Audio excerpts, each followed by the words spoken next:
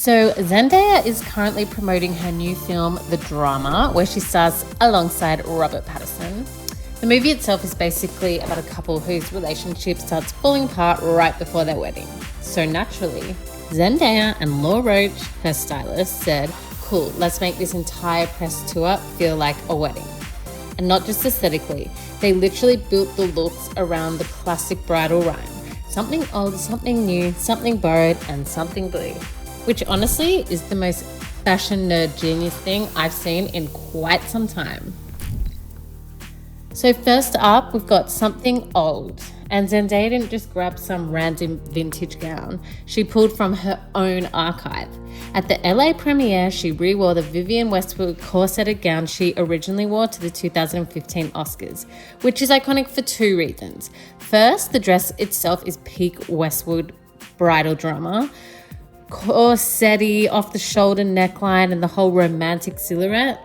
But second, it's basically Zendaya saying, yeah, I've been the moment for over a decade now. Like, imagine casually just pulling an Oscars dress from 2015 and making it relevant again. That is main character energy. Next, we've got something new. Zendaya wore a custom Louis Vuitton gown in Paris. Picture this, a sleek, icy white column dress, super minimal from the front, but when she turned around, giant bow train, dramatic cutout moment. It's giving modern bride, fashion bride, billionaire bride. And this is where you realize something important. This press tour isn't random outfits, it's literally telling a fashion story. This is quintessential Zendaya and Laura Roach behavior, and I am always here for it. Then came something borrowed. And this part is my favorite because it's so fashion insider coded. Zendaya wore an Armani Privé gown that originally belonged to Cate Blanchett. Yes, she literally borrowed a couture dress from another icon, which is such a perfect interpretation of the bridal tradition. Also, imagine opening your closet and being like, what should I borrow today? Oh, I don't know, Cate Blanchett's couture gown maybe? Like, how casual. And then the grand finale, something blue. Zendaya arrived at the New York premiere in a Schiaparelli couture gown that looked like it was made out of electric blue feathers. This dress reportedly used 27 different shades of blue and took thousands of hours to create. And the accessories? Massive Tiffany sapphire jewelry. Basically, if Cinderella was rich and slightly unhinged, that is the vibe.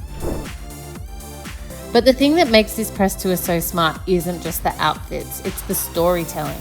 Zendaya has basically mastered method dressing. For example, the June press tour, futuristic armor vibes, Challenges press tour, tennis court, everything. And now for the drama, she turned the entire tour into a wedding narrative, which is honestly the perfect marketing strategy because one, fashion fans are analyzing every look, two, film fans are curious about the wedding storyline, and three, the internet is now convinced she secretly got married to King Tom Holland, which she probably loves. Because while this press tour was happening, people also noticed Zendaya wearing a gold wedding band, which obviously sent the internet into meltdown mode. Cue the headlines. Did Zendaya secretly marry Tom Holland? Now, there's zero confirmation, but the bridal outfits definitely fueled the speculation. And honestly, if that was intentional, it's just PR genius. At this point, Zendaya has basically proven something. Press tours don't have to be boring. They can be fashion, storytelling, cultural moments, and basically a runway show disguised as marketing. And with Laura Roach by her side, every red carpet becomes a chapter in the story. So the real question is, what press tour theme is she gonna do next? Because honestly, Zendaya might have just ruined normal red carpets forever.